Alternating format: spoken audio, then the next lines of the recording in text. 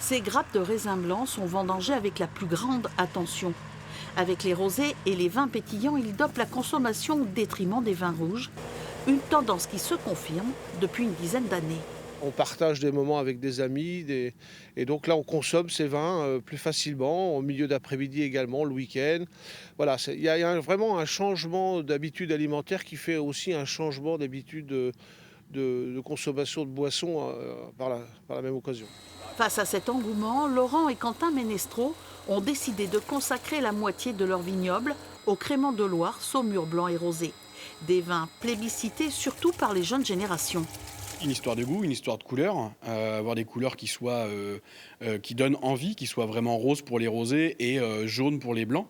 Une acidité, une fraîcheur qui permet d'avoir des vins frais et faciles à boire sans avoir cette lourdeur qu'on avait auparavant. Beaucoup de vignerons ont amélioré la qualité de ces vins et ont adapté leur vinification. C'est nos futurs Saumur blancs 2021, récoltés ce matin de bonne heure, pour profiter de la fraîcheur de la nuit. Et donc très aromatique, très sympa, bientôt. Les rosés, les blancs et les créments ont du succès en France, mais aussi à l'étranger. Dans cette exploitation viticole, on vend environ 50% de cette production en Australie et en Grande-Bretagne. Il y a la consommation française, mais il y a aussi la consommation internationale.